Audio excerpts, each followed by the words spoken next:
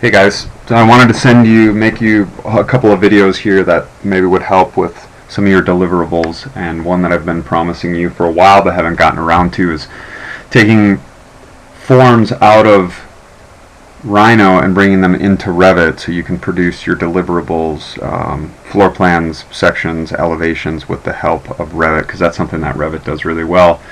One thing that's not as intuitive in Revit is more complex form making. So essentially what I've done here is I've created some forms in Rhino. I've created several options here, several iterations, but we're going to focus on one specifically. Just to kind of give you a sense of some geometry that's maybe a little harder to build in Revit, but is easier to build in Rhino and then take in. So essentially what I've done is I want to create this kind of cylindrical form.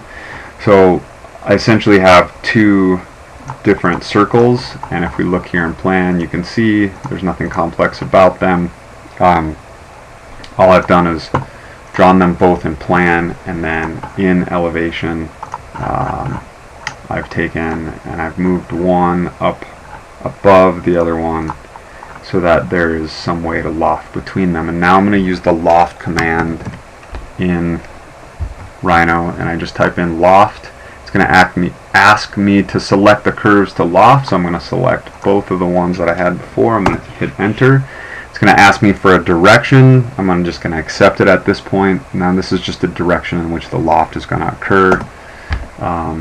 And then I've got some options here. I'm basically going to leave them as defaults. I'm going to select OK, and that form is a little truncated. It's not exactly what I want. So let's try this one over here. Try this again. Get the right command in there. Select my curves, select my direction and geometry, and that one looks a little better. It's a little more clean. Something just happened with this one where I'm getting I guess a fold in the cylinder, and that's not exactly what I want. Some of the axes are just flipped. So once I have this geometry, I'm going to select this, and I'm actually going to do an export selected, just so I have a clean Rhino file with only one piece of geometry in it. You don't necessarily have to do this. I like to do it because as you bring it into Revit, it tends to be a little bit cleaner. So I'm just going to rename this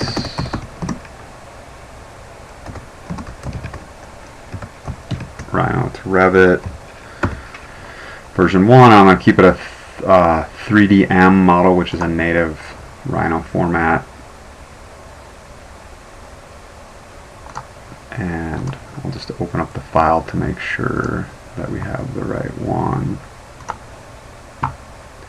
And we should just have the single geometry that I created. So there it is.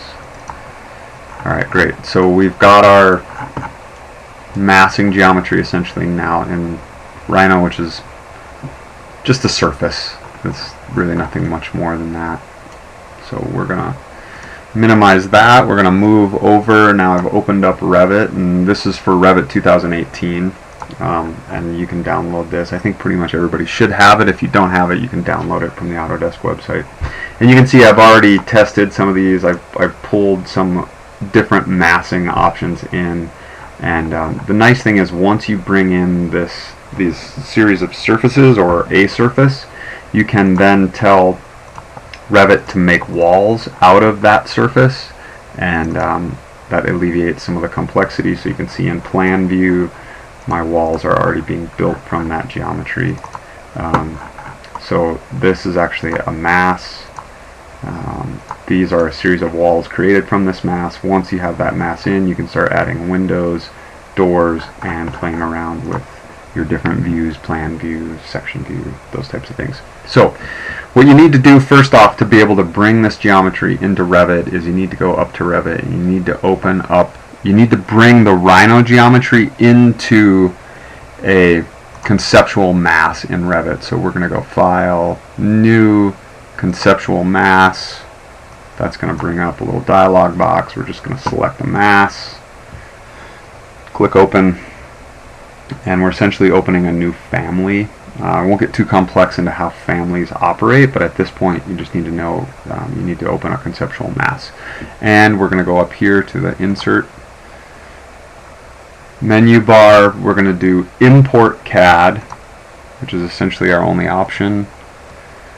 Then we're going to navigate to where that file is located. It's going to take me a minute here to bring it up.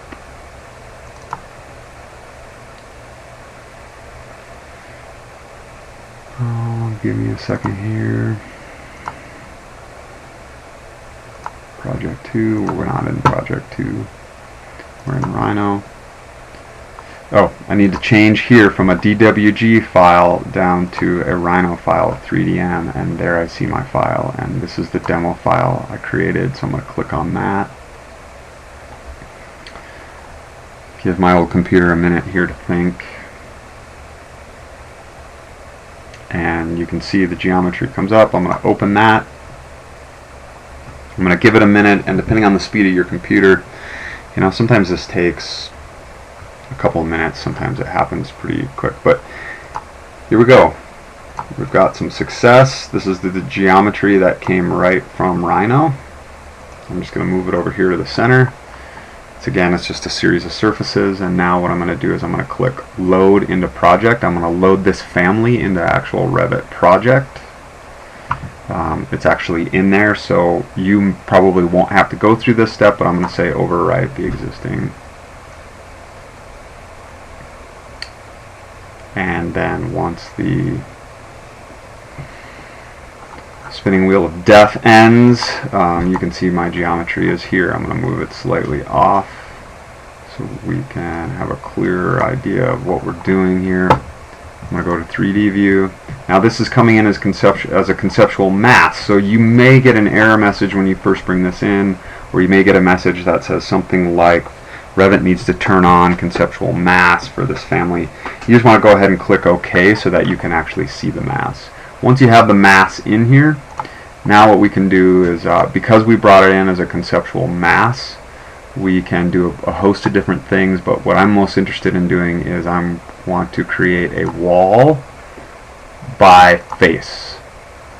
And this is going to come up when you follow your command line. It's going to ask me to select a face, and I'm going to select this face, and now I've basically built a generic 8-inch wall off of that face. You can see there's a thickness there. I'm going to do the same thing over here. I'm going to do a wall by face. I'm going to select the other side.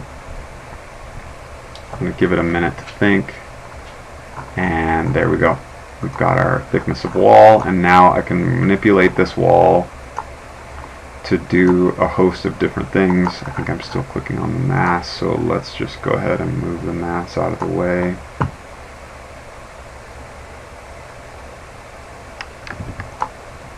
If I can actually select the mass, I'm going to tab, which is going to help me select different elements that are hidden.